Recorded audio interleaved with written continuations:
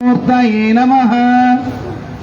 ఆదిగురు దక్షిణామూర్తి వారికి ప్రణమిలుతూ ఒక్కసారి అందరూ నడుముని ఇలా పెట్టారు, కొంచెం లేపండి. నాతో పాటు ఈ శ్లోకాన్ని అందరూ నేను ఒకసారి చెప్తే 2 సార్లు పలకండి. ఓం నమః ప్రణవార్థాయ శుద్ధ జ్ఞానైకమూర్తయే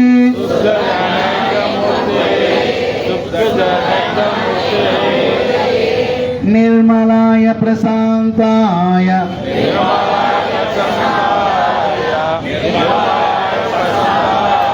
దక్షిణామూర్తయే నమః.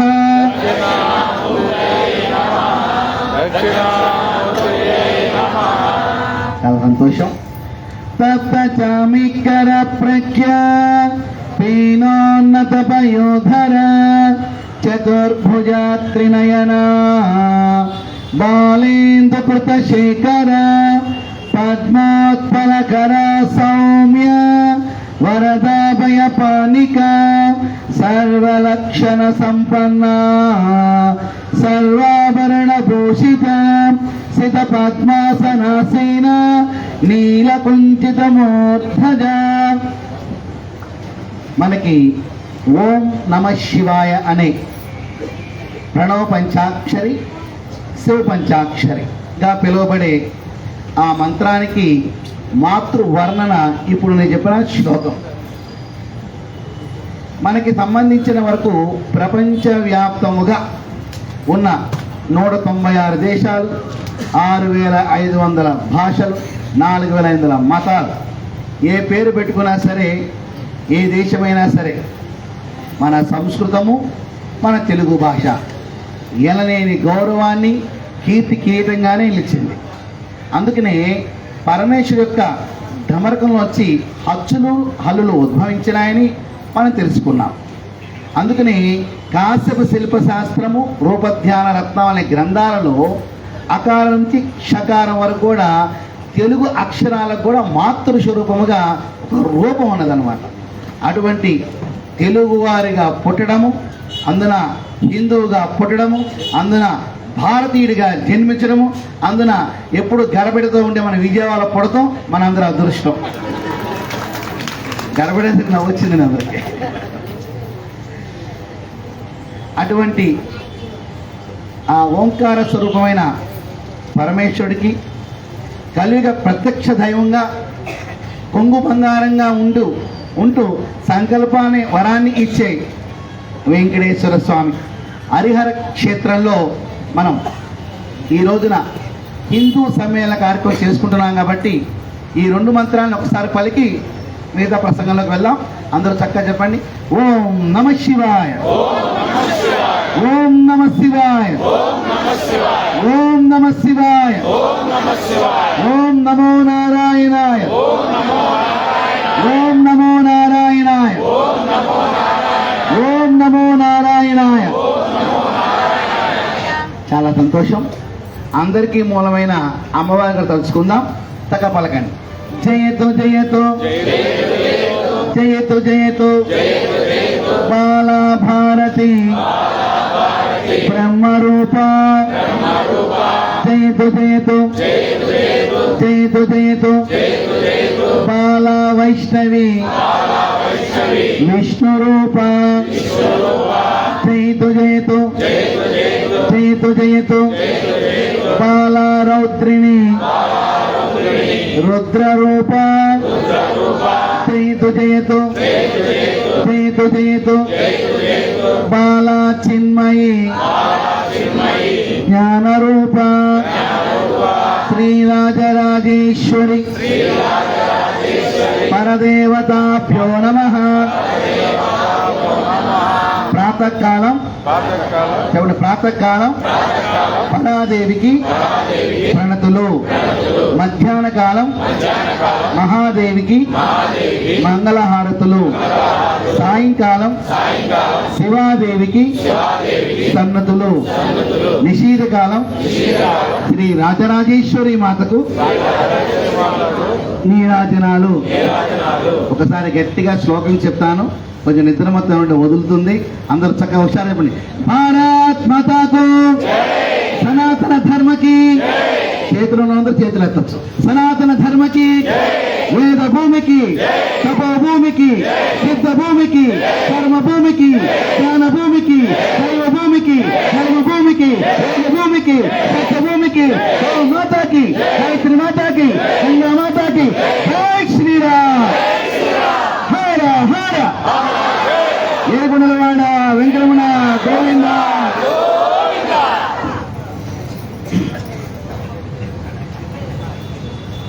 1925 సంవత్సరం నాగపూర్, మహారాష్ట్ర నాగపూర్లో పరమ పూజ్య మాన్యశ్రీ హెడ్గేవార్జీ వారు సంకల్పం చేశారు. ఈ దేశానికి స్వాతంత్రం కోసం పోరాటం చేస్తున్నాం మనం. ఈ దేశానికి స్వాతంత్రం వస్తుంది, వచ్చిన తర్వాత ఈ స్వాతంత్రాన్ని మనం నిలబెట్టుకోగలమా అనే క్వశ్చన్ మార్కు అప్పుడు ప్రారంభమైంది. దీన్ని ఎలా నిలబెట్టుకోవచ్చు? మొట్టమొదటిగా మన భారతీయుల్లో క్రమశిక్షణ అనేది లోపించి ఉన్నది. కులం అనేది బలంగా ప్రాతుకుపోయి ఉన్నది. సముద్ర మార్గంలో సముద్రపు దొంగలు, డచ్ వారు, పోర్చుగీస్ వారు మరియు బ్రిటిష్ వారు, ఇలా అనేక మంది వ్యాపార నిమిత్తం ఈ దేశానికి వచ్చారు. ఇన్ని సంవత్సరాల పాటు విభజించి పాలించుకుంటూ వెళ్ళారు. ఇలా చేయగలిగారు. మనలో ఉన్న అసమానతని ఆయుధంగా చేసుకున్నారు, మనలో ఉన్న మత గొడవలను ఆయుధంగా చేసుకున్నారు, మనలో ఉన్న కుల వ్యవస్థని ఆయుధంగా చేసుకున్నారు, మనలో ఉన్న వర్ణ వ్యవస్థని ఆయుధంగా చేసుకున్నారు, మనలో ఉన్న వర్గకాంక్షల్ని ఆయుధంగా చేసుకున్నారు, మనలో ఉన్న పదవుల్ని ఎవరు ఆశిస్తున్నారో, ధనం కోసం ఎవరు సొంత దేశాన్ని, సొంత వ్యక్తుల్ని అమ్ముకునే స్థాయికి దిగజారిపోయి ఉన్నారో, ఈ వ్యవస్థని ప్రక్షాళన చేయాలంటే స్వాతంత్రం ఒకటే సరిపోదు, దాన్ని నిలుపుకోవడం కూడా అత్యంత ఆవశ్యకమైన విషయం అని చెప్పేసి మాన్యశ్రీ కేశవ్జీ ఆయన ఒక 5గురితో రాష్ట్రీయ స్వయం సేవక్ సంఘ్ అంటూ చిన్నపిల్లలతో, మీలాగా పెద్దలతో కాదండి, చిన్నపిల్లలతో ఒక సంస్థని ఏర్పాటు చేసి నిరంతరాయంగా క్రమశిక్షణతో అద్భుతంగా ఆ వ్యవస్థని భారతదేశం అంతా విస్తరింపచేసి ఈ రోజున ప్రపంచంలో అత్యంత ధార్మిక ధర్మ సేవా సంస్థ ఈ భూమి ఏదైనా ఉందంటే అది రాష్ట్రీయ స్వయం సేవక్ సంఘ్ అని నిరంతరాయంగా మనం చెప్పుకోవచ్చు. 100 సంవత్సరాల మహాయజ్ఞం. ఒక హోమం అంటే ఒక రోజుతో పూర్తి చేస్తాం, ఒక యాగం అంటే కొన్ని రోజులతో పూర్తి చేస్తాం, ఒక యజ్ఞం సంవత్సర కాలం పాటు పూర్తి చేస్తాం. కానీ ఇవాళ మన దేవాలయాలు నిలబడి ఉన్నాయన్నా, ఇది నా హిందూ దేశం అని చెప్పుకోగలుగుతున్నా, నేను భారతీయుని అని చెప్పి వెలిగితే చాడుదామనుకుంటున్నా, మన వ్రతాలు, మన పూజలు, మన దీక్షలు నిరంతరాయంగా సాగుతున్నాయన్నా, మా మఠాలు కానీ, మా పీఠాలు కానీ, మా ఆశ్రమాలు కానీ మెలుగుతున్నాయన్నా, దానికి ఒకటే ఒక కారణం, అదృశ్య శక్తి భగవంతుడు అనుకుంటాం. భగవంతుడితో పాటు రాష్ట్రీయ స్వయం సంఘ్ అనే విషయాన్ని మనం గుర్తుంచుకోవాలని. అది లేకపోతే భారతదేశం లేదు, ఆ సంస్థ లేకపోతే మనం లేవు, నువ్వు లేవు, నేను లేవు. ఇది అత్యోశక్తి కాదండి, వాస్తవం. ఇక్కడి నుంచి అసత్యం రాదు, సత్యం మాత్రమే వస్తుంది గొంతుకు నుంచి, అసత్యం రాదు. ఉదయించే బాలబాలుడు కాషాయ రంగులోనే ఉంటారు, అస్తమించే సూర్యనారాయణుడు కాషాయాలు ఉంటారు, మధ్యలో మాయన సంసారం ఉంటుంది మనం చెప్పుకుంటుంటాం. కానీ మేము పైకి కనబడతాం. ఆ నిరంతరాయంగా యజ్ఞంలో మా నవీన్జీ లాంటి కార్యకర్తలు, ఎంతోమంది ప్రచారకులు సమిధులుగా మారి, యజ్ఞంలో సమిధులుగా మారి జీవితాన్ని త్యాగమయంగా చేసుకుని ముందుకు వెళ్తున్న సంస్థ రాష్ట్రీయ స్వయం సేవక్ సంఘ్. అదే మన ఆర్ఎస్ఎస్ అంటే చెప్పుకున్న వ్యవస్థ. అటువంటి వ్యవస్థ 100 సంవత్సరాలు పూర్తి చేసుకుని 101వ సంవత్సరంలోకి ప్రవేశించిన సమయంలో పెద్దలందరూ కలిసి హిందువులు సంఘటితపరుద్దాం, సమైక్యం చేద్దాం. రాష్ట్రీయ స్వయం సేవక సంఘాల కుల ప్రస్తావన ఉండదు, ఎక్కడ కుల ప్రస్తావన ఉండదండి. ఎవరైనా దాంట్లో చేరవచ్చు, తమ సేవలను అందించవచ్చు. ఎప్పుడు తింటారో తెలియదు, ఎప్పుడు పడుకుంటారో తెలియదు, ఎప్పుడు ఏ ఊర్లో ఉంటారో తెలియదు. ఇక్కడ రోడ్డు మీద పడుకోవాలో, గుళ్ళ అడుగు మీద పడుకోవాలో, లేకపోతే ఎవరి ఇంట్లో ఆ పూట భిక్ష చేసుకుని ధర్మ ప్రచారం చేస్తారు అనేది అది ఒక్కరికే చెందిందండి, వారికే. మనం ఉండగలమా? మనం చేయగలమా? రమేష్ గారు అంటారు, నేను అధ్యక్షుడు నాకెలా కుదురుద్ది అంటారు. ఈ మా పక్కన గౌరవ అధ్యక్షుడు నాకెలా కుదురుద్ది అంటారు. నేను ఏసీ కావాలంటారు, కనీసం ఫ్యాన్ అయినా కావాలంటారు. నేను అంటాను ఇస్రాయల్ వేరా అంటాను. కానీ ఇవేమి వాళ్ళకు ఉండదండి, ఏమీ పట్టించుకోరండి. సమాజ శ్రేయస్సు కోసం, సమాజ హితం కోసం, దేశం కోసం, ధర్మం కోసం మేము సైతం వెళ్ళి మొట్టమొదటి శోధన పుట్టింది ఆర్ఎస్ఎస్ కార్యకర్తల నుంచి. అక్కడి నుంచి నిరంతరాయంగా ప్రవహిస్తూ మనకు చేరింది ఆ విషయం.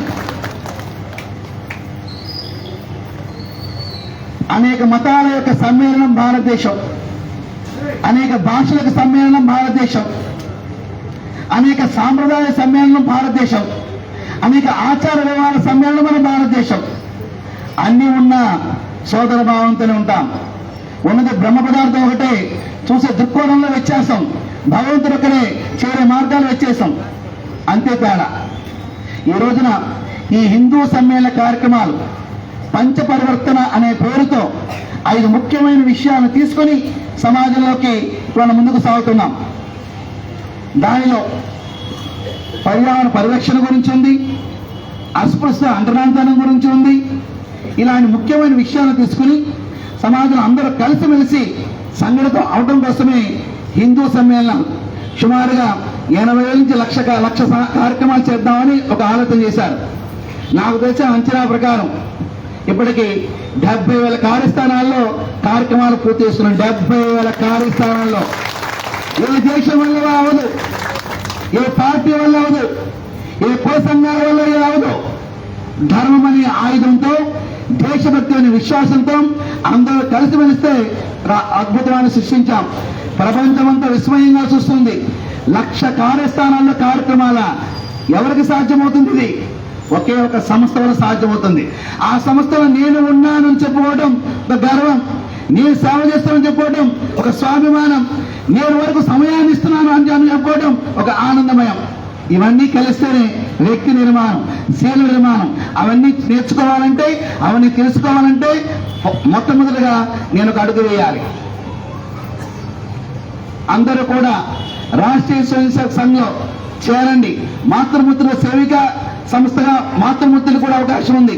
ఒక్కసారి దాంట్లోకి వస్తే, ఒక్కసారి అమృత రుచి చూస్తే, ఆహా, ఇన్నాళ్ళు కూడా చిన్న చిన్న కుల సంఘాలు ఉన్నానే, చిన్న చిన్న కార్యక్రమాల్లో ఉన్నానే, చిన్న చిన్న కార్యక్రమం గొడవలకు వెళ్తున్నానే, ఇంత అమృతమైన వ్యవస్థ నా కళ్ళ ముందుందా, నేను ఎందుకు చేరలేకపోయినాళ్ళు, ఇప్పుడు చేరే అవకాశం భగవంతుడు ఇచ్చాడు, నేను చక్కటి సేవను అందిస్తా. 29 సంవత్సరాల క్రితం ఇదే విజయవాడ నగరంలో యాగులూరు లోకనాథ్ శర్మ గారు నన్ను బహిరంగ కార్యకర్తగా చేర్చారు. మొట్టమొదటి 29 సంవత్సరాల క్రితం చేరిన రోజు ఉద్యమంలో పాల్గొన్నాం. తీసుకెళ్లి అరెస్ట్ చేసి అక్కడ పెట్టారు. అక్కడ బందర్ రోడ్లో ఉన్న హోమ్ గార్డులు ఏదో ఉంది, అక్కడ కూర్చోబెట్టారు మధ్యాహ్నం వరకు. నాకు తెలియదు, కొత్త. వెళ్ళాను హుషారుగా, మేము పెద్ద గొడవలు చేయలేదు, ఏదో దేవాలయం గురించి వచ్చింది, వెళ్ళాం, మాయడం, అందరినీ తీసుకుని కూర్చోబెట్టాను. సాయంత్రం వరకు కూర్చున్నాం. అనేక మంచి విషయాలు తెలుసుకున్నాను, అనేక మంచి విషయాలు నేర్చుకున్నాను. అవి తెలుసుకున్నాను, నేర్చుకోబట్టి ఇప్పుడు ధర్మాన్ని మన హక్కు నేను పొంది ఉన్నాను. ఎవరు పడితే వాళ్ళు మైకి పట్టి చెప్తే కుదరదండి. ప్రతి ఒక్క మాట బాకీయే సమాజానికి, ప్రతి ఒక్క శబ్దం కూడా ప్రకృతికి బాకీయే. ప్రకృతి మనం చూస్తూనే ఉంటుంది. ఆ యొక్క విధానం ఇప్పటి వరకు వచ్చింది. సంస్థలో పనిచేస్తే వైభవం ఎలా చెప్పమంటారా? ఉత్తరప్రదేశ్లో అఖిలేష్ యాదవ్ గవర్నమెంట్ బాలరాముడి దగ్గర చెట్టు కనపడితే పజ్జన్న కట్టి జెండా చెట్టు పేరు పెట్టుకుని బాలరాముడిని ఆక్రమించేసుకుంటూ వచ్చేస్తున్నారు. అప్పుడు పరమ పూజ్య అశోక్ సింఘాల్జీ బాగ్నగర్ వచ్చారు, కబురు చేశారు, స్వామిజీ ఒకసారి కలుద్దాం అనుకుంటున్నాను, జీ చెప్పండి అంటే మీతో మాట్లాడాలి, నేను వస్తున్నా అని చెప్పి హైదరాబాద్ వెళ్ళా. పుల్లారెడ్డి స్వీట్ షాప్ వాళ్ళ యొక్క ఇంజనీరింగ్ కాలేజీలో కూర్చున్నాం. అక్కడ పరిస్థితి భయంకరంగా ఉంది. మీరు అయోధ్య రండి, అక్కడ రామయజ్ఞాన్ని చేయండి 21 రోజుల పాటు, మీకు అన్ని ఏర్పాట్లు మేము చేస్తాం అని చెప్తే, జీ ఏం అక్కర్లేదు, మేము ఏర్పాటు చేసి మేము వస్తామని చెప్పేసి ఆయనకి మాట ఇచ్చి ఆ 21 రోజుల్లో 2500 మంది అయోధ్య వచ్చారు. ప్రతిరోజు కూడా పంచకోశి పరిక్రమణ, బాలరాముడి చుట్టూ 15 కిలోమీటర్లు తిరగడం. మే నెల ఎండలు విపరీతంగా ఉన్నాయి, మరి రామభజన చేసుకుంటూ తిరుగుతాం కదా, కాళ్ళకే వీళ్ళు. మొదటి రోజు కాళ్ళు ఎర్రబడ్డాయి, రెండో రోజు బొబ్బలు వచ్చినాయి, మూడో రోజు తోలు వేసిపోయి రక్తం మరగబడుతుంది రోడ్డు మీద. రామ భక్తితోనూ, రామనామంతోనూ, రామ జపతోనూ, రామ శ్రద్ధతోనూ, రామ స్మరణతోనూ ఆనందంగా తీయాలని ఎవరికల్లమాట నీలేవు. అంత పరిస్థితిలో కూడా ప్రతిరోజు రామయజ్ఞాన్ని చేసుకుంటూ వెళ్ళాం. 3 సంకల్పాలు చెప్పాం. 2014లో కేంద్రంలో ధర్మ ప్రభుత్వాన్ని కాషాయ జెండా రెపరెపలాడిపోయినట్టు ఉన్నట్టయితే కనుక అరుణాచల్ ప్రదేశ్ అమ్మేసేవారు, మిజోరాం అమ్మేసేవారు, పశ్చిమ బెంగాల్ అమ్మేసేవారు, కేరళను అప్పనంగా ఇచ్చేసేవారు. వాడి సొమ్ముగా లేదా మొత్తం తీసి అవతల పారేసేవారు. కానీ శ్రీరామచంద్రుడు అనుగ్రహం మనందరి మీద ఉంది కాబట్టి మేము 3 సంకల్పాలు చెప్పాం. ఒకటి 2012లో జరిగింది, ఇది 2014లో కాషాయ జెండా రెపరెపలాడాలి, శీఘ్రంగా బాలరాముడి యొక్క ఆలయ శంకుస్థాపన జరగాలి, 3 గోవుని జాతీయ ప్రాణిగా ప్రకటించబడాలని. ఈ 3 విషయాలు. అయోధ్య శంకుస్థాపన దేశం మొత్తం మీద 140 కోట్ల నుంచి 180 మంది స్వామీజీలు పిలిచారు. ఎంతమంది పిలిచారు? 180 మంది. మరి నాకన్నా పెద్దవారు మహానుభావులు ఈ రాష్ట్రంలో చాలా మంది స్వామీజీలు ఉన్నారు, ఆస్తిపరులు ఉన్నారు, విద్యాపరులు ఉన్నారు, పెద్ద వయసు ఉన్నారు. కానీ నా ఒక్కడికి అవకాశం ఇచ్చారు మా విశ్వ హిందూ పరిషత్ వారు. ఎందుకు ఇచ్చారు? రామయజ్ఞాన్ని చేశారు, మీకు కష్టం ఉంది, మీరే వెళ్ళాలని చెప్పి నాకు అవకాశం ఇచ్చారు. అంటే ఒక సంఘంలోనూ ఒక సంస్థలో పనిచేస్తే ఆ సంస్థ ఎవరికి ఎప్పుడు ఏ గొప్ప స్థానాన్ని ఇవ్వాలో వారికి తెలుసు. శ్రద్ధతో ఉండాలి, ఓపికతో ఉండాలి. ఇది రాజకీయ వ్యవస్థ కాదు. ఇక్కడ పార్టీ జెండాను మార్చడానికి, ఈ సీటు వస్తే ఆ సీటు దూకటానికి. ఇది ఒక గొప్ప సంస్థ. ఆ సంస్థను చేరడమే పెట్టిపట్టు ఉండాలి, యోగం ఉండాలి. వాడు ధన్యజీవైతేనే సంఘంలో చేరతాడు. అటువంటి చక్కటి కార్యక్రమాన్ని అప్పుడు పూర్తి చేసుకున్నాం. ఈ రోజున 100 సంవత్సరాలు పూర్తి చేసుకుని 101 సంవత్సరాలు ప్రవేశించిన సందర్భంగా ఈ రోజు పొద్దున్నే పొన్నూరులో కార్యక్రమం జరిగింది. పొన్నూరు ఎక్కడండి? పొన్నూరు 1000 మంది హాజరయ్యారు. అయితే ఇంకా జనం పెరుగుతున్నారు. అప్పుడప్పుడు కుర్చీ తీసుకొచ్చి మనం ఇంకో సిమెంట్ పడుతుంది, ఇంకో వరుసలు తెచ్చుకుంటూ వెళ్ళిపోయారు కుర్చీని. ఎందుకు? చైతన్యం. పొన్నూరులో గొప్ప చైతన్యం. ఇలా అనేక చోట్ల అద్భుతమైన చైతన్య పెట్టలు జరుగుతూనే ఉన్నాయి. అప్పుడు వారికి ఒక విషయం చెప్పాను. పక్కన చీరాల ఇలాగ దేవాలయం ఉంది, అమ్మవారి దేవాలయం. ఎదురుగుండా ఖాళీ స్థలం ఉంది. 2018లో జరిగింది ఈ విషయం. ఖాళీ స్థలం ఉంది. సరే, ఒక ధర్మం వాళ్ళు వచ్చారు. ఎందుకంటే దేవాలయ సన్నిధానం కాబట్టి ఆ పేర్లు ఉచ్చరించడం, ఎవరికి ఇబ్బంది వద్దు. ఓ ధర్మం వాళ్ళు వచ్చారు. సంవత్సరం ఒకసారి మా పండుగ వస్తుంది కదండి, అదేదో ఇక్కడ పెట్టుకుంటాం, అవకాశం ఎవరా అన్నారు. పాపం మనం తెలివిగా హిందువులం కదా, మనకన్నా పిచ్చి హిందువులు ఇంకా ప్రపంచంలో ఎవరున్నాడు. ఎందుకంటే జాలి, దయ, గుణం, అభిమానం అందరూ సమానం. ఇవన్నీ మనం తొందరగా వచ్చు కదా. అందువల్ల పోనీలు ఏమైనా సంవత్సరం ఒకసారి పండుగ ఇచ్చారు. 2018లో ఒక బోర్డు తీసుకొచ్చి ఇది మా వక్ఫ్ ఆస్తి అని బోర్డు పెట్టి హిందువులు కొట్టారు, హిందువులు పారిపోయారు. స్థలం ఆక్రమించేస్తున్నారు. నాకు కబురు చేశారు, నేను వెళ్ళా. అయితే ప్రతి కార్యక్రమాన్ని కూడా మా పెద్దలు చెప్తానండి, వాళ్ళకి కాషాయం ధరించినా కూడా అదృష్ట రూప శక్తులు మా బలవంత వారే. మా పెద్దలు చెబుతూ ఉంటాం, ఇలా చేస్తున్నాం, ఇలా చదువుతున్నామని. వెళ్ళమన్నారు, వెళ్ళాం. వాళ్ళని ఖాళీ చేపించేసాం. కాకపోతే కేసు అయింది, చీరాల చుట్టూ కోడి చుట్టూ తిరుగుతున్నాం, అది వేరే విషయం అనుకోండి. ఇలాగా అనేక ప్రాంతాలలో హిందువులకు ఎదురైన దౌర్జన్యాలు 1, 2 కాదు, కోకొల్లలుగా ఉన్నాయి. అయితే ప్రతిసారి ఉద్యమాలు చేయక్కర్లేదండి. చట్టం మనకుంది. మాతృస్వరూపుడు అన్నాడా, నాయుడు గారు కూర్చున్నారు కదా, చట్టం మనకుంది. చట్టాన్ని ఆశ్రయిస్తాం, చట్ట ప్రకారం సమాజం కోసం పనిచేస్తాం. అన్ని ఉద్యమాలు తక్కల్లా ఏ మతాన్ని ఎవరిని విమర్శించాల్సిన అవసరం లేదు. నా స్వధర్మాన్ని, నా సంరక్షణని, నా మాతృమూర్తుల యొక్క సంరక్షణని చూసుకోవాల్సిన బాధ్యత ప్రతి ఒక్క భారతీయుడి మీద ఉంది, ప్రతి ఒక్క హిందూ మీద ఉంది. ఆ విషయాన్ని గమనిస్తూ మనం ముందుకు సాగాలి. సుమారుగా 4,09,000 ఎకరాలు దేవాదాయ ధర్మశాఖ భూమి, రాజులు ఇవ్వనివ్వండి, జమీందారు ఇవ్వనివ్వండి, మీ పెద్దలు ఇవ్వనండి, మా పెద్దలు ఇవ్వనండి, దాన ధర్మాలు చేసిన భూమి 4,09,000 ఎకరాలు. ఈ యొక్క ఎండోమెంట్ వచ్చిన తర్వాత మాయమైపోయిన భూమి 1,00,000 ఎకరాలు. ఏంటండి? 1,00,000 ఎకరాలు, దాని విలువ 1,00,000 కోట్లు. ఎంతని? 1,00,000 కోట్లు. అదే 1,00,000 కోట్లు మన హిందూ సంస్థల యొక్క బ్యాంకులో కనుక ఉన్నట్లయితే కనుక ఏదైనా దేవాలయంలో పూజలు లేకుండా అవుతాయా? అర్చక స్వామికి చేత లేకుండా ఉంచుతామా? ఏదైనా పూజా ద్రవ్యాలు లేకుండా ఉంటాయా? ఈ యొక్క రాష్ట్రంలో 30,000 దేవాలయాలు వెనకబడిపోయినట్టుగా ఒక చరిత్ర ఉంది. అవన్నీ ఉంచుతామా? ఉంచాం కదా. మరి అప్పట్లో అటు ముస్లిం సంస్థల్ని, క్రిస్టియన్ సంస్థల్ని, హిందూ సంస్థల్ని ప్రభుత్వం లాక్కుందాం అనుకుంది. క్రిస్టియన్స్ పోరాడారు, వారు నిలుపుకున్నారు. ముస్లిమ్స్ పోరాడారు, వారు నిలుపుకున్నారు.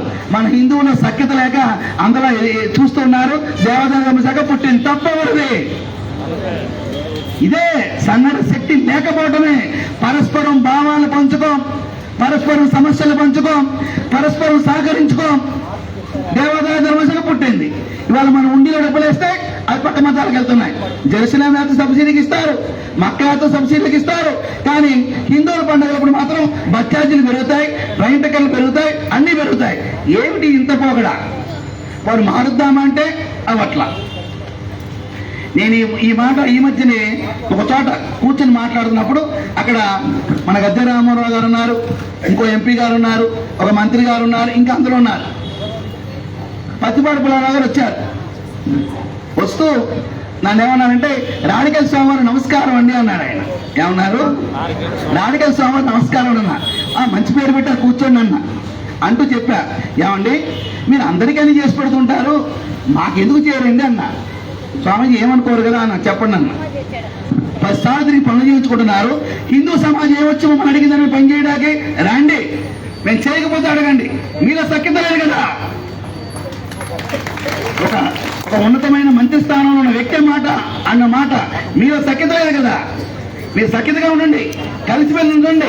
ఏ పనిగా ఉంటే ఆ పని చేయడానికి సిద్ధంగా ఉన్నాం అని వారి నుంచి వినటం జరిగింది. ఇటువంటి అనేక విషయాల మీద దృష్టి సారించి మనం హిందూ సమాజం చేస్తున్నాం. విజయవాడ వినాయకుడి గుడి గుండు పడగొట్టేశారు. అప్పుడు గుళ్ళ తీశారు కదా. పొద్దున్న లేవగానే అక్కడున్న షాపులో అందరూ తాళాలు పెడతారు, స్వామివారి దగ్గర తీసుకెళ్తారు. బుధవారం వస్తే ఉండ్రాలు పోస్తారు, పని చేసుకుంటారు. మరి ఆయనకు హారతలు ఇచ్చేస్తారు, మన వ్యాపారాలు బాగుండాలని. అదే గణపతాలయం తీద్దామని వచ్చినప్పుడు ఒక్క వ్యాపారస్తులు వచ్చారా? ఎవరు వచ్చారండి? ఎవరు వచ్చారా? ఏమనంటే, మీ భజనలు ఏం చేస్తుందండి, మీ విశ్వ పరిస్థితి ఏం చేస్తుందండి, మాకు ఇదే పని. ఇంకా నువ్వేం చేస్తావు చెప్పు ముందు.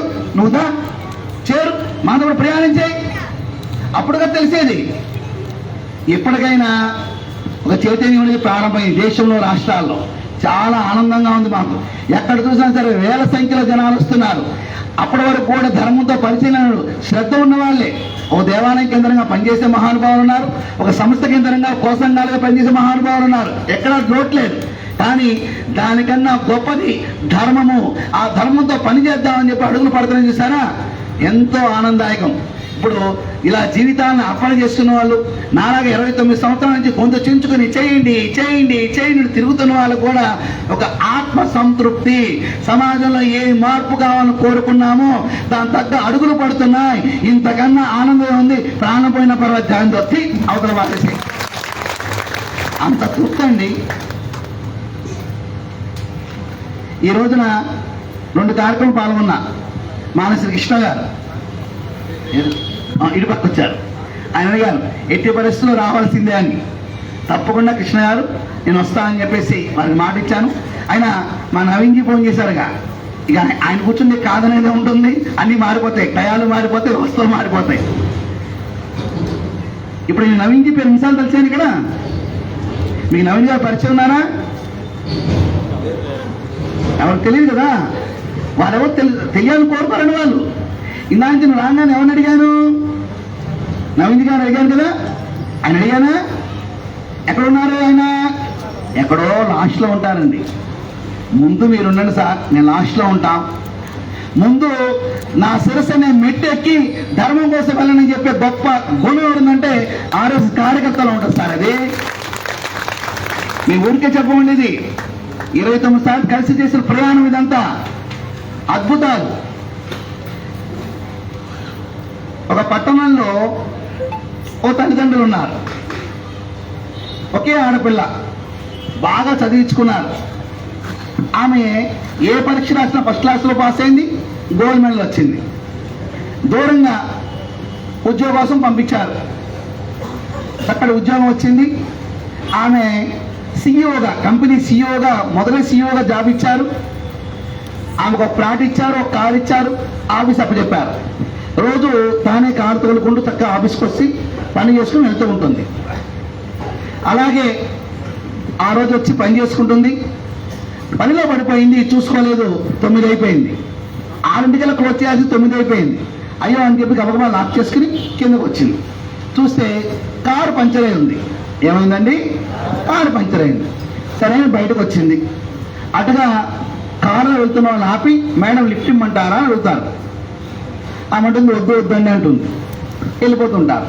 దూరంగా ఒక ఆయన బైక్ మీద వస్తూ కనపడ్డాడు. బైక్ మీద వస్తున్నాడు. ఈ సన్నివేశాన్ని చూశాడు. కారులో ఆపి ఎక్కమంటే ఆయన ఎక్కట్లేదుగా, మన బండి ఎందుకు ఎక్కొద్దని చెప్పి ఆయన ముందుకు వెళ్తున్నాడు. సార్ బండి ఆపండి, ముందు లిఫ్ట్ ఇవ్వరా?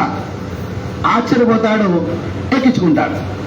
మేడం అన్ని కార్లు వస్తున్నాయి కదా, ఎక్కమంటే మీరు ఎక్కచ్చు కదా, ఈ చిన్న బండి నా బండి ఎందుకు ఎక్కారు మేడం అంటే, ఏం లేదు సార్, మీ బండి మీద ఆర్ఎస్ఎస్ అని రాస్తుంది. ఆర్ఎస్ఎస్ నమ్మకం, ఆర్ఎస్ఎస్ శ్రద్ధ, ఆర్ఎస్ఎస్ రక్షణ, ఆర్ఎస్ఎస్ చేసే వ్యక్తి కాబట్టి నేను ఎక్కాను అని చెబుతుంది. చూసారా, అది ఆర్ఎస్ఎస్ అనే శబ్దం యొక్క గొప్ప విలువ. కానీ ఇందాక మా కృష్ణ గారి కుమారుడు ఏక చేశారు కదా, వాళ్ళ అబ్బాయి కదండి, ఇలా చెప్పారు. అన్నయ్య చెప్పారు. అబ్బాయి ఎక్కడ ఉన్నారు ఆయన? అగో 3 డ్రెస్సులు బాగున్నాయి మీకు. ఇందాక 2 ఇదొకటి. ఆయన అద్భుతంగా తమ ఆహ్వానాలు చెబుతూ, ఆయన చెప్పేప్పుడు హృదయంలోంచి వచ్చినాయి. ఆయన శరీరం అంతా చెమట పట్టింది, అప్పుడప్పుడు కళ్ళు ఎరుపెక్కుతున్నాయి. ఆ యొక్క సమాజం పట్ల అంకిత భావం అనేది కనపడింది. ఒకసారి గట్టిగా వారికి కరతానుతున్నాయి. దీనికి ఒక విషయం చెప్తాను. మనకి కొన్ని క్లబ్స్ ఉంటాయి. Lions club, rotary club, Vasavi clubs, junction city జేసీస్ క్లబ్స్, ఇలా క్లబ్స్ ఉంటాయి. ఒక ఖండంలో ఒక దేశం, ఇది జరిగిన విషయమేనండి. ఆ దేశంలో నూడ్స్ క్లబ్ అని ఉంటుంది. ఏం క్లబ్ అండి అంటే ఆడవాళ్ళ మగవాళ్ళు బట్టలు లేకుండా కూర్చుంటారు. నిజంగా జరిగిన విషయం అండి ఇది. సరే, వారికి వార్షికోత్సవం వచ్చింది. వార్షికోత్సవం చేసుకుందామని బాగా ఎవరు మాట్లాడతారు మా గొప్పతనం గురించి అని పరిశోధన చేస్తే మొత్తానికి ఇండియాలో ఒక ఆయన పట్టుకున్నారు. నాయన, నీకు రానుపోయిన ఫ్లైట్ టికెట్స్ ఇస్తాం, 5 స్టార్ ఫెసిలిటీ ఇస్తాం, రానుపోయిన ఛార్జీలు ఇస్తాం, ఇంకా దక్షిణ ఇస్తాం, ఈ వస్త్రాలు ఇస్తాం అని చెప్పి అనగానే ఆయన ఆశ్చర్యపోతాడు. నేను చిన్నగా మాట్లాడుతున్నాను, నా వాగ్దాడి ఖండాంతరాలు దాడి వెళ్ళిపోయినట్టుంది, వచ్చేస్తాను కూడా నా పేరు ఇచ్చాడు. ఇలాగూ ఆయన ఆ దేశం వెళ్ళాడు, విడిది ఏర్పాటు చేశారు. అక్కడి నుంచి కారస్థానానికి కారులో బయలుదేరాడు ఆయన. ఇంతలో అధ్యక్షులు వారు ఉంటారు కదా, ఆయన అందరినీ సమావేశపరిచి, పవిత్రమైన భారతదేశం నుంచి ఆయన వస్తున్నాడు కదా, ఇలా బట్టలు ఎక్కడ కూర్చుంటే మనం ఏం బాగుంటుంది, ఈ ఒక్కసారి బట్టలు వేసుకుంటే ఏమంటారంటే అందరూ చేస్తారా, వేసేసుకుందాం అని చెప్పి బట్టలు వేసుకుంటుంటారు. ఈయన లోపలికి వస్తూ అనుకుంటాడు, నాకు చెప్పిన ప్రకారం అందరూ బట్టలు లేకుండా ఉంటారు, నేను ఒక్కరిని బట్టలు వేసుకుంటే బాగుంటుంది అని చెప్పి బట్టలు ఇచ్చి లోపలికి వస్తాడు. ఇవాళ పాశ్చాత్య పోకడలు అలా ఉన్నాయి. మన సాంప్రదాయాల విలువని పక్కన పెట్టేసి వాళ్ళు చేసే పిచ్చి పనులు మనం చూస్తున్నాం. మన శివాజీ అనసూయ గారి గొడవ జరిగింది కదా, నేనైతే పాప శివాజీ మాటలు చెప్పాడు, నేనే దాన్ని ఈపు పాలు పట్టేవాడిని, మొహమాలని పగలు పట్టేవాడిని. కేసా పెట్టుకోండి మా నాయుడు గారు, నా పక్కన నా నాయుడు గారు మాకు ఏంటి ఏమండి, రోడ్డు మీద భార్యాభర్త వెళ్తున్నప్పుడు కూడా ఇలా చేయి పెట్టుకోవచ్చు. కానీ బుధం వేసి బొగగియాలనుకోండి, అది సంసారం వద్దా విచారం వద్దా? భార్య బుగ్గగిల్లా విచారం వద్దండి. నీ సంసారాన్ని ఇంట్లో చేసుకో, రోడ్డు మీద ఎందుకండి? రెండో విషయం, ఒక వయసు వచ్చిన తర్వాత తల్లి కొడుకుని దూరంగా పడుకోబెట్టుద్ది, పక్కన పడుకోబెట్టుకోవచ్చుగా. అది విధానం, అవును కదా? నువ్వు భర్తకు చూపించాల్సిన రోడ్డు మీద చూపిస్తున్నావు ఎవరో వేసుకుని. అందుకని ఈ హిందూ సమ్మేళనం ద్వారా మనం నేర్చుకోవాల్సిందే సత్సాంప్రదాయ వస్త్రధారణ. అలాగే స్త్రీకి స్వేచ్ఛ ఎందుకు లేదండి? మహోన్నతమైన స్వేచ్ఛ ఉంది. ఇవాళ భూమాత ఏమంటున్నావు? భూమాత, గోమాత, గంగామాత సమస్తమైన స్త్రీ రూపాన్ని కొలుస్తున్నాం కదా మనం. కాబట్టి స్వేచ్ఛ ఎందుకు లేదు? నెత్తి మీద పెట్టుకుని పూజించుకుంటాం. శివుడు నెత్తి మీద పెట్టుకున్నాడు, విష్ణు ఉదయంలో పెట్టుకున్నాడు, మాతలందరినీ కూడా దాచుకున్నారు కదా వాళ్ళు కూడా, దేవుళ్ళు కూడా ఎక్కడ పెట్టుకో అక్కడ పెట్టుకున్నారు కదా. కాబట్టి స్త్రీకి ఇచ్చే గౌరవం ఈ దేశంలో ఎప్పుడూ ఉంది. మీరు చేసే పిచ్చి పిచ్చి పనులకి. అందుకనే రేపు ఫిబ్రవరి 22వ తారీఖున సికింద్రాబాద్ పెరడి కౌన్సిల్లో మీలాంటి మహాత్ములు 1,00,000 మందిని కూర్చోబెడుతున్నాం. 1,00,000 మంది మహాత్ములను కూర్చోబెడుతున్నాం. ఆ వేదిక మీద ధర్మశిరోమణిని 12 మంది మాతృమూర్తులు సన్మానం చేస్తున్నాం. ఎలాంటి వారు తెలుసా? వాళ్ళు మన కోవిడ్ వ్యాక్సిన్ కనిపెట్టారు కదా. ప్రపంచవ్యాప్తంగా కోవిడ్ సంబంధించిన కాకుండా వ్యాక్సిన్ అసోసియేషన్ ఉంటుంది ప్రపంచవ్యాప్తంగా. దానికి చైర్మన్గా ఉన్నారు మహిమ గారు అని చెప్పి. 30,000 కోట్ల వ్యాపార రంగంలో ఉన్న ఆ తల్లిని ఆ వేదిక మీద కూర్చోబెడుతున్నాం. ఒక ఆమె, ఇంకో ఆమె కేంద్ర మంత్రి ధర్మపతి తేజస్విని గారు బెంగళూరులో రోజు 2,00,000 మందికి అన్నప్రసాద వితరణ చేస్తూ ఉంటారు. ఆ తల్లిని కూర్చోబెడుతున్నాం. మూడో తల్లి సింధు, ఎవరామె? ఎయిర్ ట్రాఫిక్ ప్రయాణాల విమానాల యొక్క ట్రాఫిక్ మళ్లిస్తూ ఉంటారు ఎటుపక్క, దానికి వింగ్ కమాండర్ గా ఉన్నటువంటి సింధు ఈ మధ్యనే బ్యాడ్మింటన్ లో జాతీయ స్థాయిలో గోల్డ్ మెడల్ వచ్చింది. ఆమెను కూర్చోబెడుతున్నాం. ఇంకో తల్లి ఉన్నారు అసలుగా. అగ్ని 2, 3 వచ్చినాయి, పాకిస్తాన్ చైనాలు వేసిపోతాయి, కానీ అమెరికా వరకు వెళ్ళాలి కదా. అగ్ని 6 చేస్తున్నారు కదా. ఆ యొక్క టీంకి లీడర్గా ఉన్నటువంటి శాంకరి గారు, ఆమెను కూర్చోబెడుతున్నాం. ఇలాంటిది భారతదేశంలో ఉన్న ప్రముఖ మాతృమూర్తి 12 మందికి ధర్మశిరోమణి అవార్డు సత్కారం చేశారు. ఎందుకండి? మా ధర్మం ఇది, మా సంస్కృతి ఇది, మా సాంప్రదాయం ఇది, మా యొక్క మాతృమూర్తుల శక్తి ఇది అని చెప్పేసి 1,00,000 మంది గురించి ప్రపంచం మొత్తం చెప్పడానికి ప్రయత్నిస్తున్నాం. కాబట్టి స్త్రీని అలాగే నెత్తి మీద పెట్టుకుంటాం. అదే స్త్రీ క్రిస్టియన్ తీసేయండి, ముస్లిం తీసేయండి, అదే స్త్రీ బొట్టు పెట్టుకోకుండా రోడ్డు మీద కనబడితే నేనైతే మా శిష్యులు కొట్టమని చెబుతున్నా. బొట్టు పెట్టుకుని రోడ్డు మీద కనబడితే కుదురు ఎవరు కనుక మంత్రి కూతురు ఎవరైనా ఈపి పగలగొట్టాలి. ఎందుకు? నీ సాంప్రదాయాన్ని సంరక్షణ చేసుకోవాల్సిన ఆవశ్యకత ఉన్నది. ఒకసారి ఛత్తీస్గఢ్ ముఖ్యమంత్రి గారు రమణ్ సింగ్ గారు, ఇప్పుడు కాదు అంతకుముందు రమణ్ సింగ్ గారు, ఆయన పోటీలో పాల్గొంటున్నప్పుడు ఎలక్షన్లో నన్ను యజ్ఞం చేసి పెట్టమని అడిగారు. నేను ఇక్కడ యజ్ఞం చేసి ఆ యజ్ఞమస్వాన్ని తీసుకుని ట్రైన్లో వెళ్ళాను.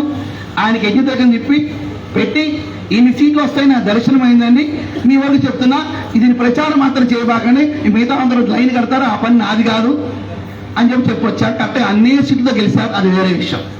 వచ్చేప్పుడు ట్రైన్లో వస్తున్నా, ఎందుకంటే మేము డబ్బు పిచ్చి పిచ్చిగా ఖర్చు పెట్టమండి, ఫ్లైట్లకి టికెటాలకి ఖర్చు పెట్టం, దేవుడు సొమ్మది. జాగ్రత్తగా ప్రతి రూపాయి బాకీయే. రేపు భగవంతుడి దగ్గరికి వెళ్ళిన తర్వాత తలెత్తుకుని దేవుడిని చూడాలి. నువ్వు చెప్పిన పని తప్పూరంగా పూర్తి చేసి వచ్చానని చెప్పి తలదించుకున్న కర్మమని కట్టర్లా. ప్రధానంగా దేవాలయ వస్తువులు పనిచేసే వాళ్ళు చెప్పేది అదే. నాకు ఇంట్లో పట్టిన వస్తువులన్నీ కూడా దేవాలయ అన్నదానంలో రుచులు కావాలని పెట్టేసుకుంటా. ఇట్లాంటి అనేక సంస్థల సంఘాలు నేను చూశాను, ఎన్నిట్లోనూ పాల్గొన్నాను, ఎన్నిట్లోనూ సరిచేశాను. నీకేం హక్కు ఉందంటారేమో, శివభక్తులకు హక్కు ఉంటుంది. వంకర సరిచేసేవారు శంకర కెంకర్లు మేము. శివభక్తులు శివసేవకులు ఎక్కడ వంకరకు సరి చేస్తాం, ఎవరైనా సరే. అక్కడ ఎవరికి జాయిన్ ఏ పార్టీ లేదు, ఏ నాయకులు లేదు, నా పని లేదు, తప్పకుండా సరి చేస్తాం. ఇక ఆ ట్రైన్లో కూర్చున్నాను, ఎదురుకుండా ఫ్యామిలీ ఉంది, ఒక పాప ఉంది. జీన్స్ ప్యాంట్ వేసుకుంది, టీ షర్ట్ వేసుకుంది, ఆమె జుట్టు విరబోచుకుంది. సరే పర్లేదు, వారి ఇష్టం. బొట్టు లేదు మొహాన. మరి ఎదురుకుండా కూర్చొని మేము ఊరుకోం కదా. తల్లి నీ పేరేంటమ్మా? పలానా పేరు. ఓ సంతోషం నాన్న. ఏం చదువుకున్నారు? చదివేంటి? అయిపోయింది, జాబ్ చేస్తున్నా. ఎక్కడ? పూణేలో చేస్తున్నా. ఓకే సంతోషం. ఎంత ఇస్తున్నారమ్మా? నెలకి 80,000 సంపాదిస్తున్నా. ఓ చిన్న వయసులో చాలా పెద్ద మొత్తం సంపాదిస్తున్నారు తల్లి, అంతా బాగానే ఉంది కదా నాన్న. బొట్టు ఎందుకు పెట్టుకోలేదమ్మా అంత అవసరం ఉందండి అంది. ఏముంది? అంత అవసరం ఉందండి అంది. ఓ సరైన భాషలో చెప్పాల్సిందని. సరే అలాగే నాన్న, నువ్వు తెలుగు మీడియం ఇంగ్లీష్ మీడియమా? ఇంగ్లీష్ మీడియం అండి. ఎన్ని అంకెలు ఎన్ని అక్షరాలు ఉంటాయి? 26 అక్షరాలు ఉంటాయండి. తెలుగులో అయితే 56 ఉండే, ఇప్పుడు 52 తీసుకొచ్చారా అనుకోండి, 56 ఉండే. సరే అలాగేనమ్మా, 26 అక్షరాలు. నా పేరు శివస్వామి, నా పుత్రక్షరం ఇది ఎస్. మరి నా ఎస్ అక్షరం నాకు ఇచ్చేసాయి, తీసుకోండి. సింపుల్గా అంతే. ఇప్పుడు ఎన్ని అక్షరాలు మిగిలినాయి? 25. 25 అక్షరాలతో నీ ఎగ్జామ్స్ పాస్ అవుతా చూసుకోవాలన్నా. అమ్మో అన్ని స్పెల్లింగ్ మిస్టేక్లు వచ్చేస్తున్నాయి, ఎస్ లేకపోతే కుదరట్లేదు కదా ఉంది. మరి 26 అక్షరాల్లోనే ఒక ఎస్ అనే అక్షరం లేకపోతే, నీ చదువు లేకపోతే, సనాతన భారత హైందవ ధర్మంలో ఈ బొట్టైన సంస్కారం లేకపోతే నా ధర్మం ఏమి కావాలి నీ వల్ల? ఎమ్మటాలు అమ్మడానికి ప్రతిష్ఠ పెట్టుకుంది. సమాజం ఇంటానికి సిద్ధంగా ఉంది, చెప్పేవాళ్ళు సిద్ధంగా, సమాజం ఇంటానికి సిద్ధంగా ఉంది, చెప్పేవాళ్ళు శుద్ధంగా ఉండాలి. అందరూ చెప్తారు, కానీ చెప్పేవాళ్ళు శుద్ధంగా ఉంటే మనసులో విషయం పరిపూర్ణంగా ఎక్కుతుంది. అప్పుడు ఇంకో మాట కూడా చెప్పా ఆమెకి, అమ్మ మనకి స్వాతంత్రం వచ్చినప్పుడు 1947, అప్పుడు జనాభా, భారతీయ జనాభా ఎంతండి? 30 కోట్లు. ఎంతండి? 30 కోట్లు. అప్పుడు పశ్చిమ సంపద ఎంతో తెలుసా? 48 కోట్లు ఉంది. పశ్చిమ సంపద ఎంత ఉంది? 48 కోట్లు. 30 కోట్ల జనాభా ఉంటే 48 కోట్లు పశ్చిమ సంపద ఉంది. ఇప్పుడు జనాభా ఎంతండి మనకి? 140 కోట్లు. మరి 30 ఉంటప్పుడు 40 ఉన్నప్పుడు 150 అంటే 200 కోట్లు ఉండాలి కదా. కానీ లేదండి, 20 కోట్లకు పడిపోయింది. ఎంత పడిపోయింది?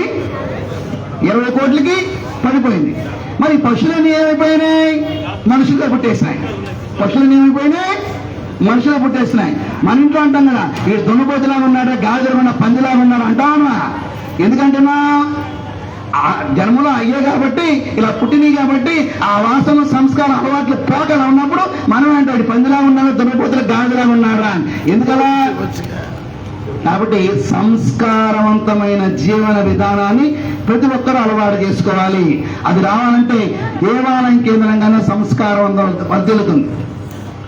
నాకు తెలిసి కొన్ని సంవత్సరాల క్రితం దొరకలో 48 కోట్లు ఉంది డబ్బు బ్యాంకులో. ఎంత? 48 కోట్లు. మన కరెంటు బిల్లు కట్టే కదా, కరెంటు తీశారంట కదా. ఎవరు చెప్పారు? పక్కన చెప్పారు, వార్తలు చూడండి, కొంచెం చెప్తే తెలుసుకుంటా. ఏమైపోయింది మన డబ్బు? అంతకుముందు నేను దేవాదాయ ధర్మాదాయ శాఖ వారు అమరావతి క్షేత్రంలో రాజగోపురాన్ని పడగొట్టి టెండర్ పిలిచారు. పడగొడుతున్నామని టెండర్ పిలిచారు. నేను అన్న అక్కడున్న మన టీంని అడిగా, అదేంటి రాజగోపురం బాగానే ఉంది కదా, ఇప్పుడు అంత అత్యవసరం ఎందుకు పడాల్సి వస్తుందంటే ఇంజనీర్ గారు చెప్పారని అన్నారు. అప్పుడు నేనేం చేశాను, మా సపతి గారు ఇంజనీర్ గారు తీసుకుని నేను వెళ్ళిపోయి అమరావతి, మేము ఏదైనా అలాగా చేస్తామని ఊరికి వదలం, వెళ్ళిపోయి అక్కడికి వెళ్ళి కూర్చొని పరిష్కారం చేసుకుంటాం. తీసుకువెళ్ళా. వారు తట్టి చూశారు, పైకెక్కి చూశారు, కింద చూశారు. ఇంకొక 20 సంవత్సరాల వరకు ఈ రాజగోపురం జోలికి రావాల్సిన అవసరమే లేదు, ఈ లైఫ్ ఇంకా ఉందని తెలిచారు. కానీ ఈఓ గారు కొత్తగా వచ్చారు కదా, ఆ సీట్లోకి వచ్చేప్పుడు డబ్బులు చదివించుకుని వచ్చారు కదా, కాబట్టి డబ్బులు అవసరం కదా అని టెండర్ పిలిచారు. దాంట్లో కమిషన్ తీసుకున్నారు, పగలు పెట్టేశారు. కొన్ని శాస్త్రాలు ఉన్నాయి, దాంట్లో శాస్త్రాలను తీసుకెళ్ళి చేశారు, నదిలో పడేశారండి. అదే బాలచాముండేశ్వరి దేవి సమేత అమరలింగేశ్వర స్వామి. నా చిన్నప్పుడు ఎప్పుడో నగలు పెట్టారంటే అమ్మవారికి, వజ్ర వైడూర్యాలు. ఆ నగలు ఎక్కడున్నా తెలియదు, ఏ బ్యాంకులోనే తెలియదు, ఉంచారో అమ్మేశారో తెలియదు, స్టోన్స్ అదేనా మార్చేశారో తెలియదు. ఎప్పుడు మాత్రం పెట్ల, ఉన్నాయి మాత్రం అంటారు. ఆ స్వామివారి భూములు ఇన్ని 1000 ఎకరాలు సదావర్తి భూములు. మీరు పేపర్లోనే ఉంటారు, సదావర్తి తమిళనాడులో ఉన్నాయి. ఆ కేసు ఎవరు వేశారు? మా పెద్దలు వేశారు. 1000 కోట్ల రూపాయల భూములు అమ్మకానికి పెడితే దాని మీద కేసు నా సంతకం పెట్టించుకుని వెళ్ళారు. నేను సంతకం పెట్టి ఆ కేసు వేసిన దాంట్లో. ఇలాగా ఎన్నో భూములు అన్యాక్రాంతం అవుతున్నాయి. కొన్ని గ్రామాల్లో అయితే దేవాలయం భూము 500 రూపాయలు కబలికి ఇస్తారు, అది నేను పాడేసుకుంటాను, నా భూములు మాత్రం పాతికేళ్ళకి ఇచ్చుకుంటానండి. ఇంటి దొంగలు ఎవరు? ఇంటి దొంగలు మనతో పాటే ఉంటారు, మనతో పాటు మెరుగుతూ ఉంటారు, కానీ ఇంటి దొంగలు అన్నమాట.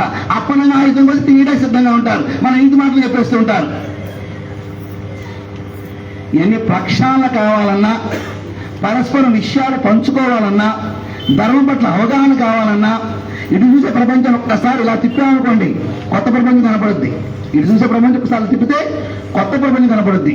ఆ విధంగా కనుక మన చూపును మార్చుకున్నట్లయితే కనుక స్నేహపూర్వకమైన వాతావరణము, పరస్పరం సహకరించుకునే వాతావరణము, పరస్పరం ధర్మం పట్ల అవగాహన పెంచుకునే వాతావరణము రేపు ముందు తరాల వారికి ఎటువంటి ఇబ్బందులు లేని, ఎటువంటి గొడవలు లేని గొప్ప ప్రపంచానికి మనం వాళ్ళని వారసులు చేయవచ్చు. దానికి పెద్దలందరూ పూనుకుంటేనే అది జరుగుతుంది. ఇటువంటి హిందూ సమ్మేళనాలు సంవత్సరానికి 2 సార్లు జరుపుకోవాలి. ఎవరో ఒక పెద్దలు తీసుకొచ్చుకోవాలి, వారి ద్వారా మంచి విషయాలు ఇవ్వాలి. మిగతా మతస్థులకి ప్రవక్తలు అవసరం అండి. మనకి దేవాలయంలో అర్చక స్వామిని మన ప్రవక్తలండి, మన అర్చక స్వామి ప్రవక్తలండి వాళ్ళు. అయితే ఏం చేయాలంటే ఇక్కడ చిన్న విషయాన్ని గమనించాలి. ఇప్పుడు నా దేవాలయం అర్చక స్వామి ఉన్నారు ఇక్కడ, నేను మాత్రం దేవుడికి గుడి కట్టేశా. సరే, ఇతర ఆభరణాలు ఉన్నాయి, ఎమ్మటి కమిటీ మెంబర్ని అయ్యా, వెండి ఆభరణాలు పెడదాం అనుకుంటా. మంచిదే, కృషి చేయండి, తప్పేం లేదు. కానీ అర్చకుడికి మాత్రం 8,000 ఇస్తున్నా కదయ్యా, చాలా ప్లేట్లో డబ్బులు వస్తాయి కదయ్యా.